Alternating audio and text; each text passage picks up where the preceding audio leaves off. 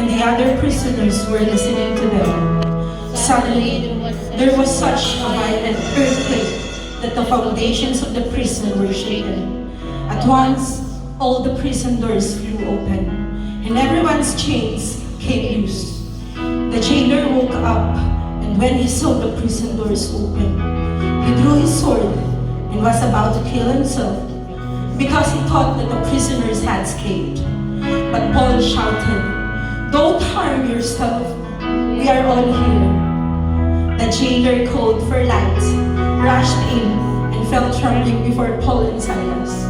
He then brought them out and asked, "Sirs, what must I do to be saved?" They replied, "Believe in the Lord Jesus, and you will be saved, you and your household." Salamat sa iyo, Panginoon, Lord God Jesus. Thank you for your promise, Panginoon, Lord God Jesus, that there may be sorrow today, Panginoon, but there is joy for tomorrow, Lord God Jesus. Thank you, Lord God Jesus, that even though we felt that we are prisoners in our problems and trials, Panginoon, but you change us, Panginoon. You break the chain, Panginoon, Lord God Jesus. You freed us from our sins, Panginoon. You freed us, Panginoon, Lord God. Pinalaya mo kami, Panginoon, Lord God Jesus. Because you are, Panginoon, the miracle worker that works in our lives, Panginoon. Salamat, Panginoon, Lord God Jesus, that for the faith that we have in you, Panginoon, Lord God Jesus, we are here, Panginoon, not to think of our trials, but to praise and worship you with all our might and with all our soul, O Lord God Jesus. We are here, your living sacrifice, Panginoon, O Lord God Jesus, just to show how we love you more by praising and worshiping you, Panginoon. Wala kami ibang gagawin, Panginoon, sa buong buhay namin, kundi, Panginoon, itaas ang iyong pangalan. Speak the name, Jesus, our Savior, Jesus, our Lord, Jesus, our King, because you are the King of all the kings, the Lord of all the lords, our mighty Father, O Lord God Jesus, our best friend, our brother, and the one who will never forsake us, and the one who will forgive us. Thank you, Lord, for your unconditional love that surpasses us in every times, in every living, Panginoon, O Lord God, in every lives that we are doing here in this earth, Panginoon. We know, O Lord God, that there is a promise from you in heaven. All these things, Panginoon, itinataas namin sa iyo at samahan mo kami sa iyong mensahe na ipagkakaloob ngayong araw na ito. Thank you, Father God. Thank you, Lord Jesus. And thank you for the presence of our Lord, Holy Spirit. And all these things we ask from you in Jesus' mighty name. Amen.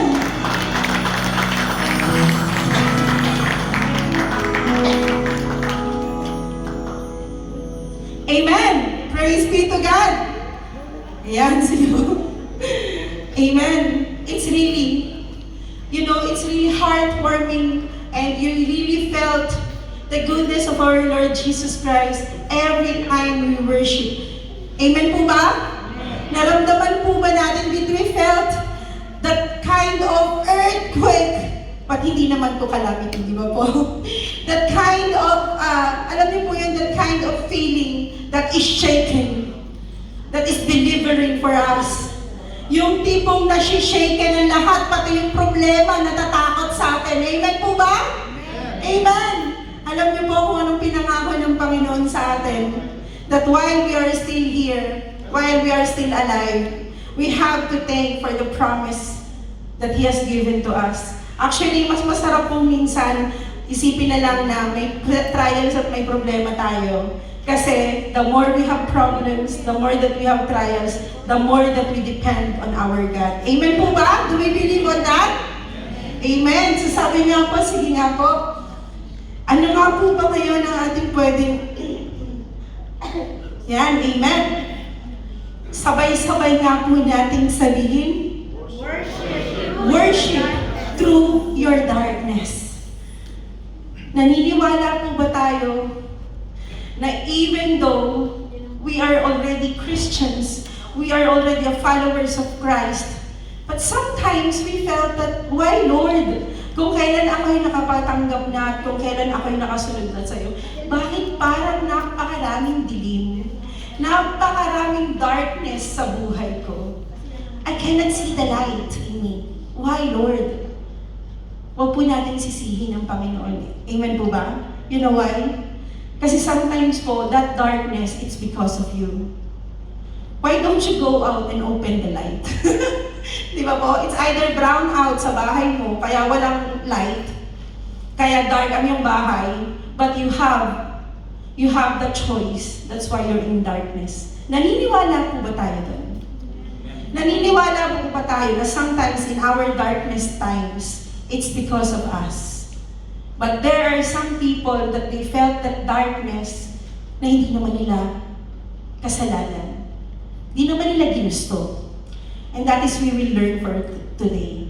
Sino po ba sila? Sila yung mga nakaranas ng kadiliman. Sila yung nakaranas ng pagkakakulong. Wala naman silang ginawa. They just serve God. They minister. They proclaim the word of God. Amen po ba? Katulad po ng binasa natin kanina, can we read it again? Ito po yung salita ng Panginoon sa ating ngayong araw na ito. Sa Acts 16:25-31. So if you do have our Bible, can we open it on Acts 16:25-31. Ulitin po natin. About midnight, Paul and Silas were praying and singing hymns to God, and the other prisoners were listening to them. Suddenly, there was such a violent earthquake that the foundations of the prisons were shaken. Before we continue this word, bakit nga po ba Paul and Silas were praying at midnight and singing hymns of God? Because they were imprisoned. Nakulong po sila, they were imprisoned because they were delivering. Meron po kasing babaeng na po-possess na ginagamit po siya ng kanyang amo para po, kasi uso na po talaga noon pa man po yung, I think you know this already, the story of this Paul and Silas po, no? That they went for a minister po and then they saw this woman who were being possessed. At naiirita na po si Paul kasi po, sinasabi po niya, actually maganda po ang sinasabi niya. She is proclaiming na si Paul and si Silas po ay magbibigay po at sila po ay tinawag ng Panginoon para po magpakalat ng salita. But doesn't mean po na sometimes there are people who are proclaiming, sila po ba ay from God or from devil. So siya po ay dineliver at siya po ay pinag-pray ni Paul and ang nangyari po ay nawala na po yung kanyang yung premonition na ginagawa niya, which is pinagkakitaan ng kanyang amo. So dahil nagalit ang kanyang amo, sila ay pinakulong. Si Paul and Silas ay pinakulong. Alam niyo po, sila po ay napunta sa kulungan na sila po ay sinaktan, binugbog, kinulong at chinains. Sorry po. But wala po silang kasalanan. They are just proclaiming the word of God, the word of Jesus Christ. They are proclaiming Jesus Christ as the Messiah. But ano po ang nangyari sa kanila? Sila po ay kinulong, sinaktan, at chinain pa po. But that doesn't mean and that doesn't hinder them. That doesn't hinder Paul po and Silas po na kumanta, magpuri, at tawagin ng Panginoon. Amen po ba? Amen. Kanina po may mga iba po akong nakikita na para po silang mga tuod, para po silang naka-chain. Are we so blessed that here today, we are not in chains? We are not in prisons. We can raise our hands in worshiping our Lord living God. Amen po ba? Amen. Kaya po mamaya, dapat po, pag tayo po ay mag-praise at mag-worship sa Panginoon, itaas po natin ang ating mga kamay at sumayaw po tayo. Maluwag po ang City Center Hotel. Amen po ba? Amen. Hindi po tayo nakakulong. Malayang-malaya po tayong magpuri sa Panginoon. Amen? Amen? But Paul and Silas, those times po, sila po ay nasa kulungan, sila po ay nasa maliit na space, but they worship God. Amen. They sing praises to God. Di ba napakahirap, no? Yung feeling ng you are already in the midst of your trials. and you are in a chain like this, and then you're saying, Waymaker, miracle worker, promise keeper, but still they sing. How about us? Amen po ba? Amen. How about us?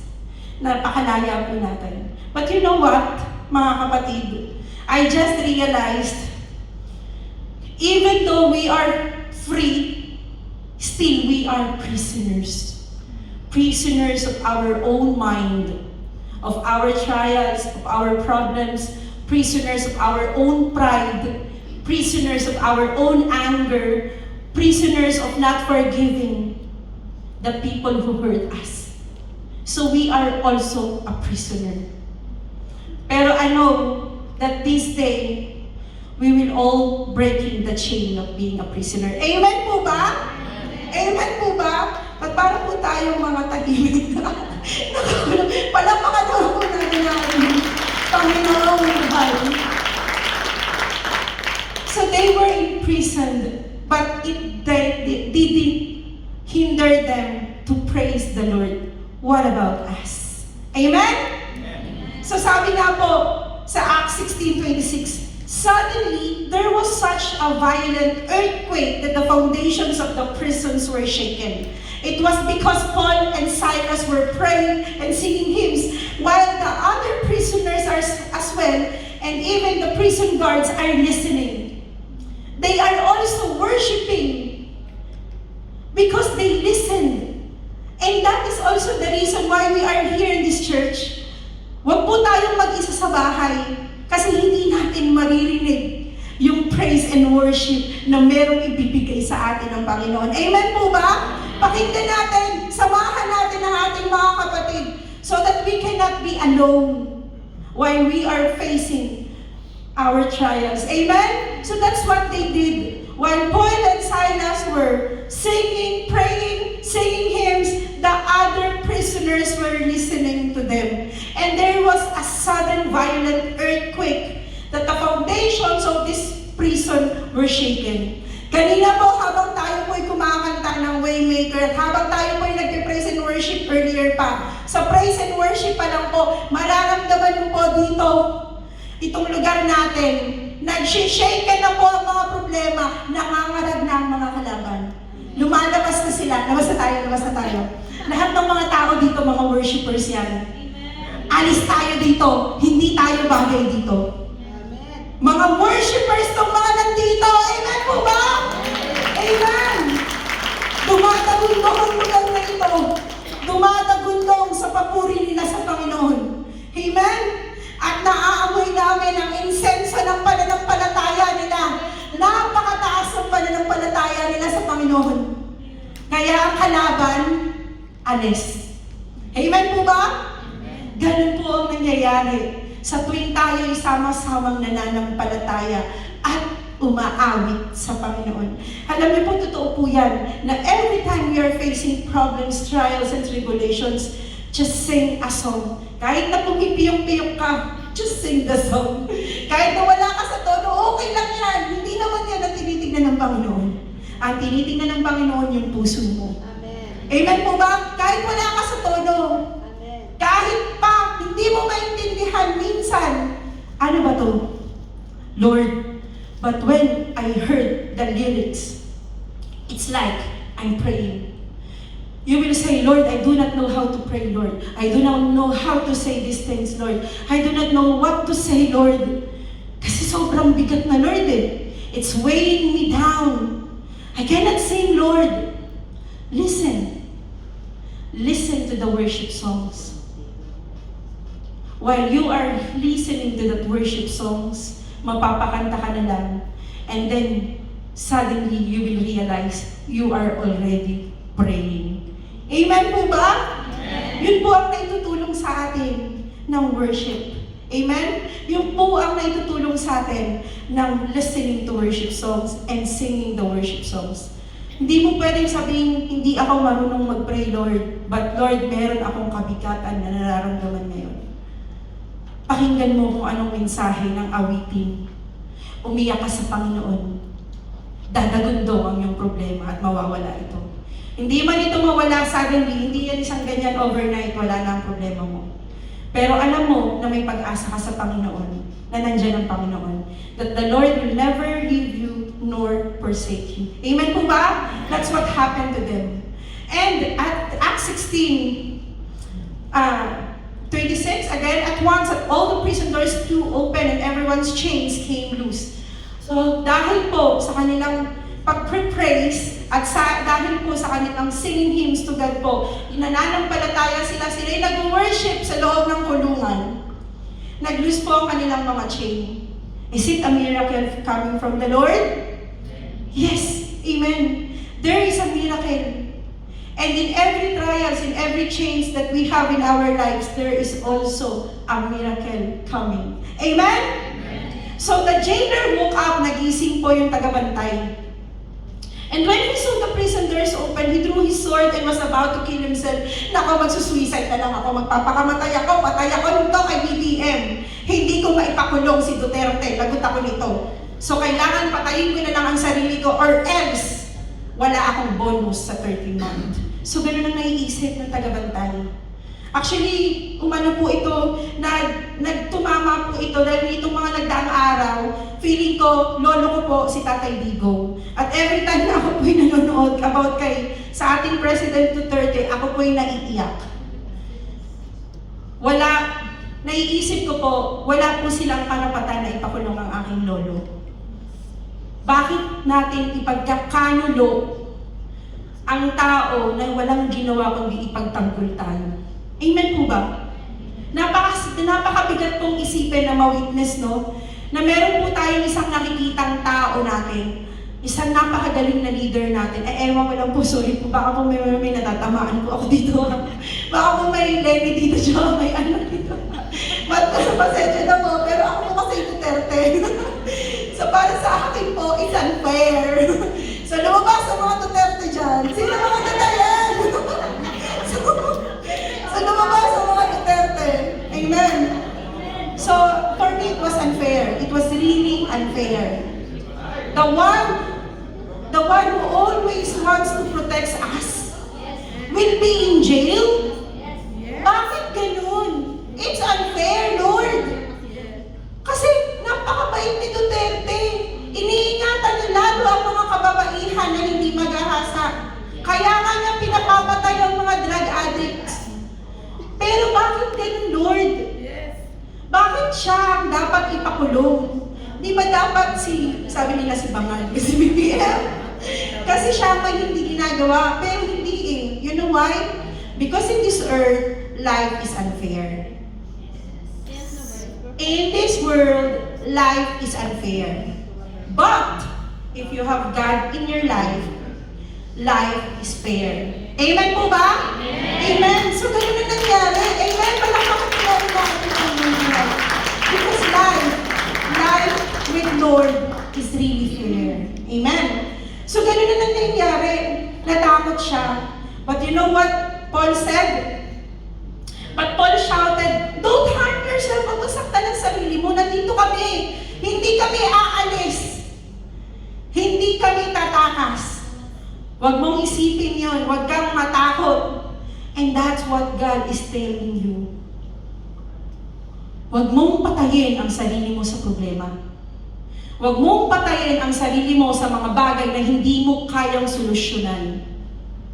Di naman tayo pababayaan ng Panginoon, di po ba? We are all here. And all the angels from heaven is here with us, guiding us. Kasi yan ang binigay ng Panginoon para sa atin. Iniwanan niya tayo ng banal na spirito na siyang gagabay sa atin. Amen? Then the jailer called for lights, rushed in and fell trembling before Paul and Silas. He then brought them out and asked, "Sirs, what must I do to be saved?" Imagine. Because of singing praises and worship to the Lord living God, they are already soul winning. Amen po ba? Amen. Meron na silang mga kaluluwang maililigtas. Palakpakan natin ang Panginoon sa kapangyarihan niya na tayong mga kanyang mga nilikha at tayong mga sumunod sa kanya ay ginagamit niya for a purpose. that we also have to win souls.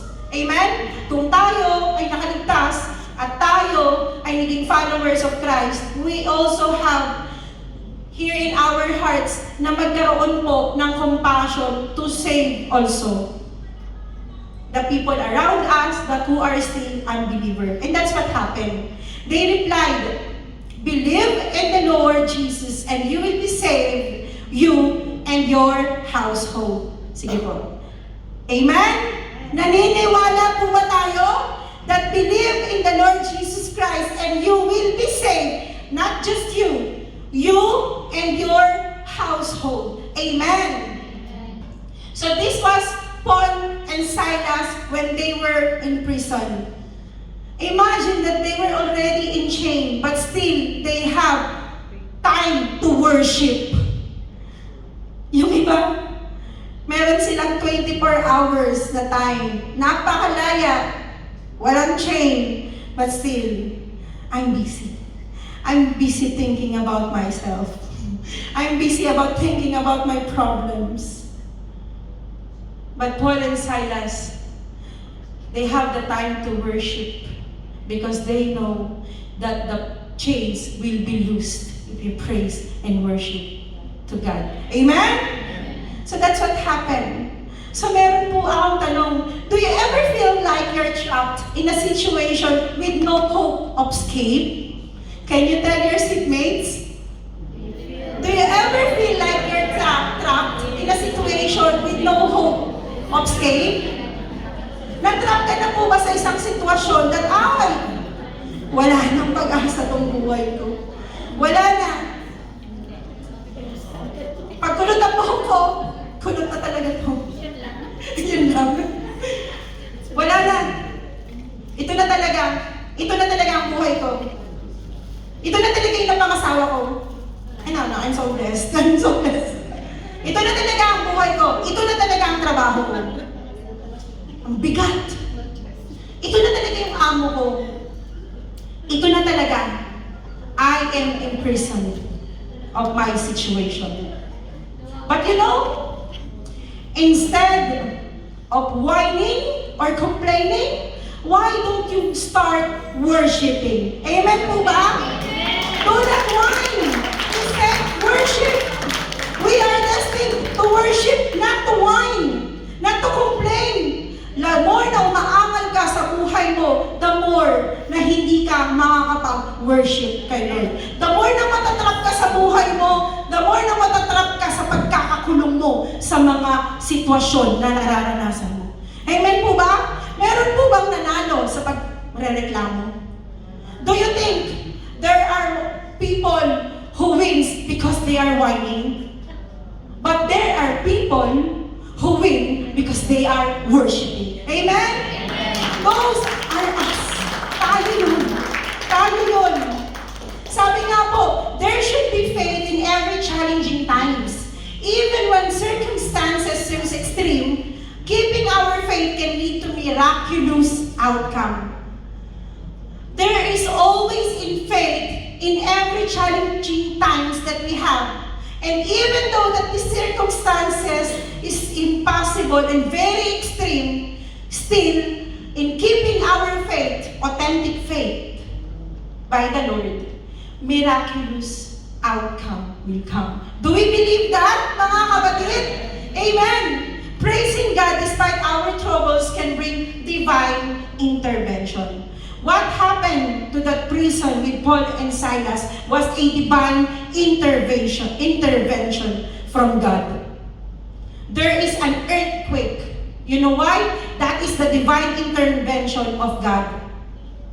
Bumaba ang kapangyarihan ng Panginoon para sila ay makawala. Amen? At ngayon, palamang sinasabi sa iyo ng Panginoon, bababa ang divine intervention ko sa lahat ng pagsubok na meron ka ngayon. Kapatid, bababa, bubulabugin ko ang problema mo. Lalabas ka dito, masaya at blessed ng blessed. Amen? Kaya mamaya sa ating pag-worship, tumalong tayo, tapakan natin ang lahat ng problema.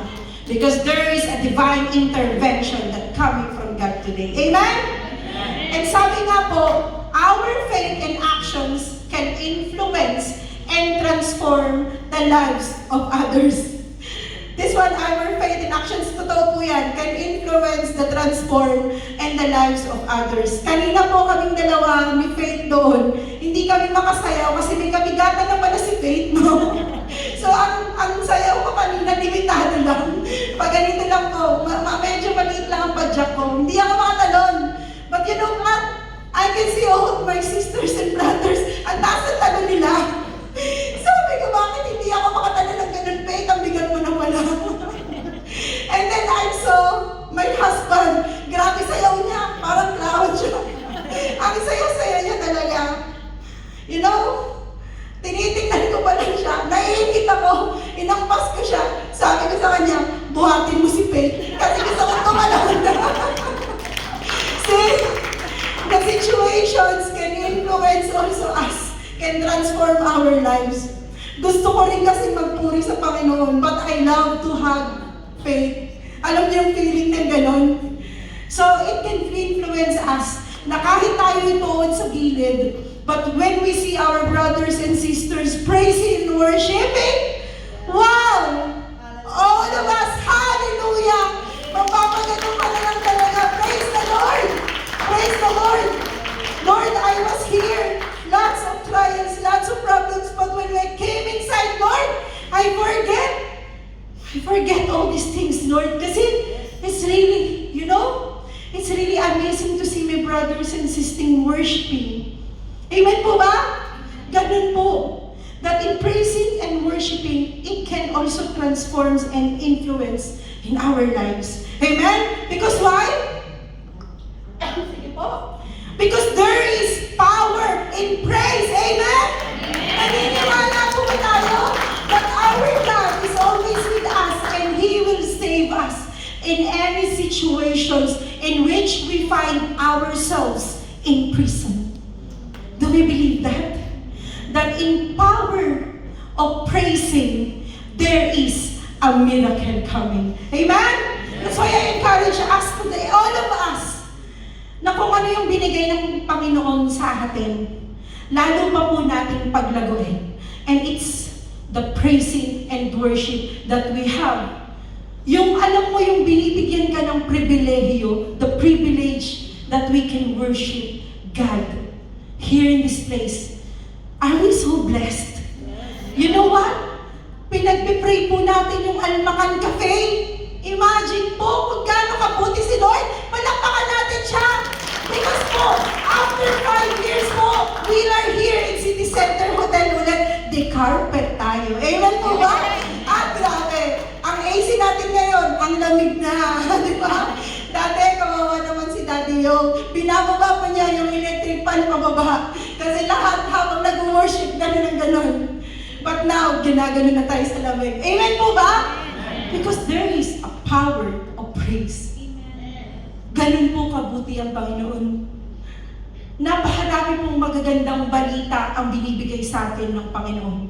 Kaya doon po tayo mag-focus. Instead of whining, ano pong dapat gawin? Worship. Again, instead of whining, worship. Amen. So, sabi nga rin po, that prayer always prevails. Amen?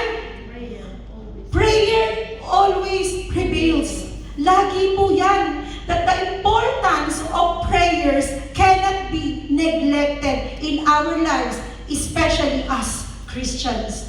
Yes, amen? That as believers, we have to be the good examples of Jesus Christ's life. And ano po si Jesus Christ? He always prays. He always finds time to have a quiet time. And he always lean on to his Father. And as followers of Christ, yun din po tayo. We don't know how to pray. Yun yung muna natin sasabihin. Kahit po ako nung una, sabi ko, Lord, paano po ba? Tama po ba yung pag-pray ko? Is it my prayer correct in front of you, Lord? Thank you, Lord. Lord, protect my family. Lord, I thank you for this day. Lord, help me. Lord, guide me. Yun lang po dati yung alam kong prayer. At saka yung rosary. Today is Joyful Mystery. Monday ngayon eh. So, ganun lang. I believe in Jesus Christ, the Father Almighty, Creator of heaven. Ano nga ba yung sunod? So, solo-solo lang. But you know what I learned when I became a Christian? You have to pray by your heart. And that's what God is always listening to us. Our heart. And prayer always prevails. Yan ang laging mangunguna. Yan ang laging matutupad. Yung panalangin natin. And when you don't know how to pray, listen to our worship songs. Sing worship songs. Praise, singing hymns. Yan po ang dapat natin gawin. Amen po ba? Kaya nga po sa bawat buwan, mayroon tayong worship day. Why? Because it is our day for the Lord na talagang ibibigay. Ibubuhos mo lahat sa pag-awit lamang. Amen po ba? Amen? Palakpakan po natin ang ating Panginoon sa pagpapaalala sa atin that worship is really important. You know why? Because worship is our weapon. Worship is our weapon in our life. Prayer and worship can lead us for a greater blessings. Amen po ba? Amen.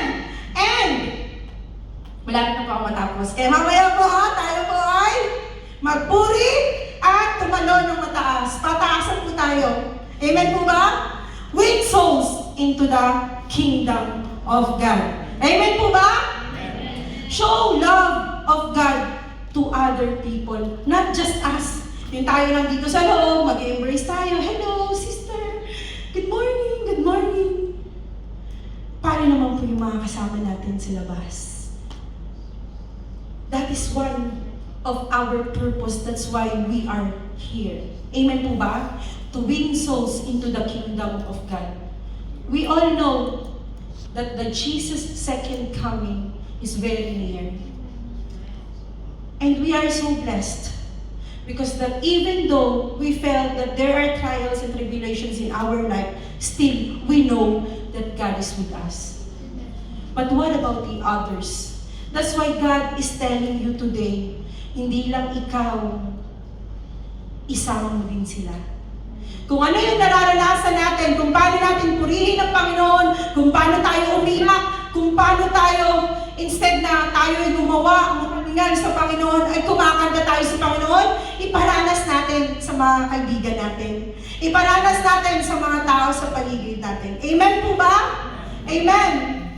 And save their lives, that's what Jesus wants. Amen? Sabi nga po, that this Paul and Silas story is a reminder for us to have the strong faith that even though we are prisoners in our lives and trials, still, God will break the chain. Amen?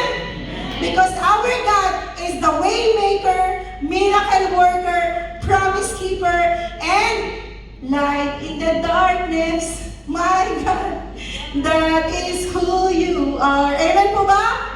Kaya nga po sabi sa Psalms 23:4, even though I walk through the darkest valley, I will fear no evil. Can we say it all? Ulitin nga po natin.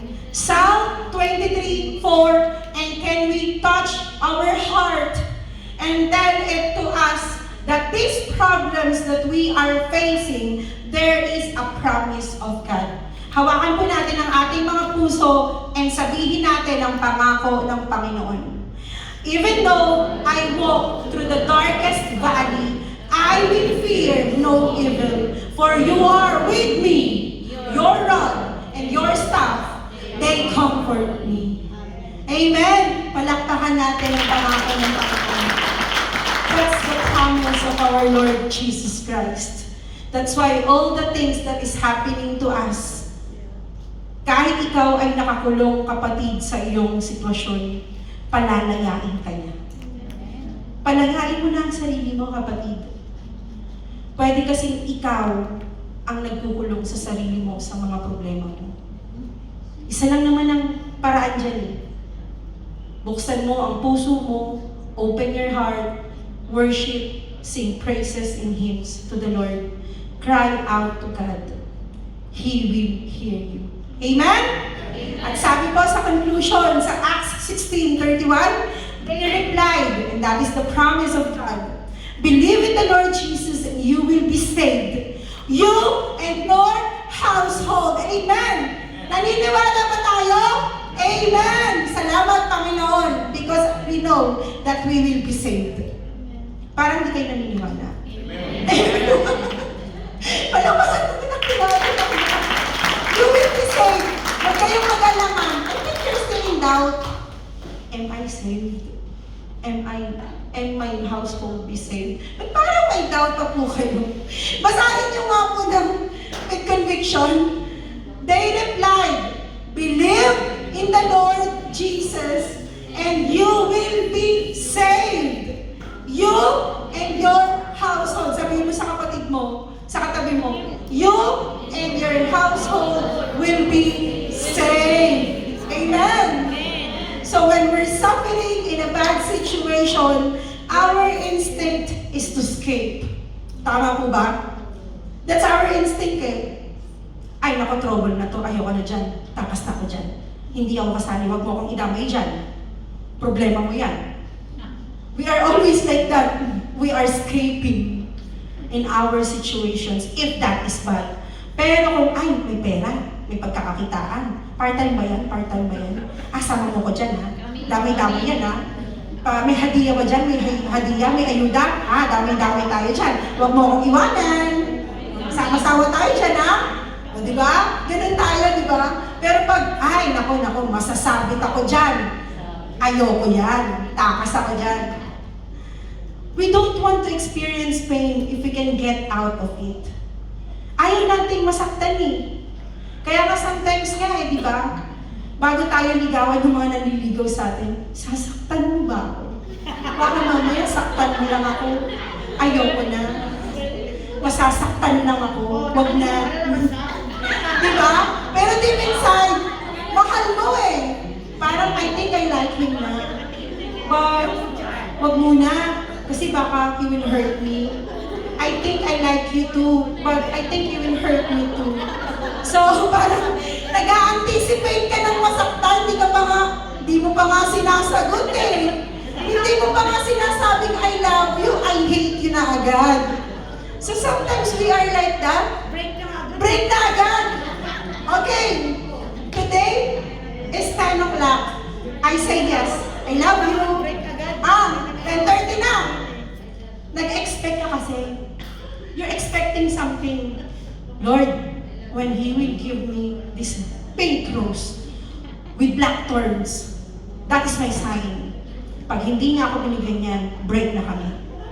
After 10:30, ang binigay niya sa'yo, Ferrero Rocher. Pagkain na yun. Ikaso flower yung ina-expect mo eh. With black thorns. Ayoko na. Break na tayo. Because you don't want to experience the pain.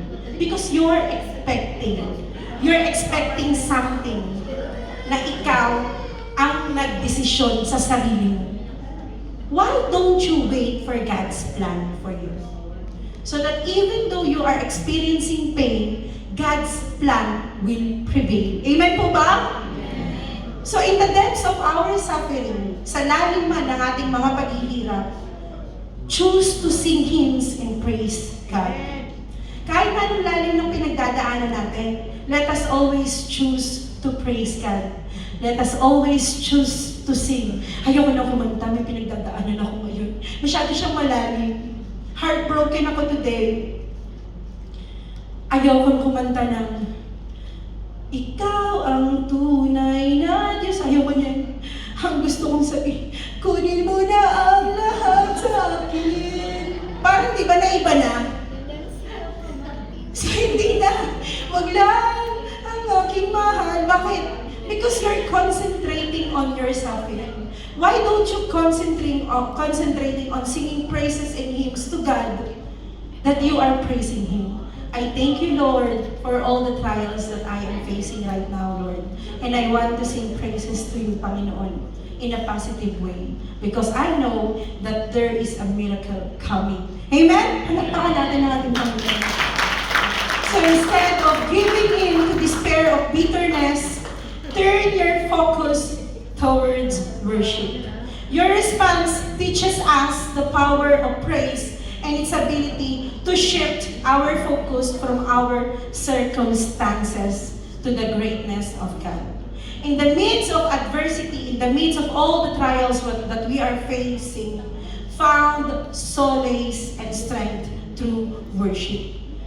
In the midst of all the trials that we are facing, find that peace in our heart that God will save us, that God will protect us, that God will fight for us. Amen po ba? Sabi nga po di ba? God is always for you. And anyone who is against me, God is also against them. If you are truly worshiping our God. Amen? Kaya ngayon po sa araw na ito, ibigay natin, patagundungin natin ang ating mga pananampalataya sa Panginoon because we are expecting God's blessing. Amen? Amen? Kaya tayo po yung magsitalo.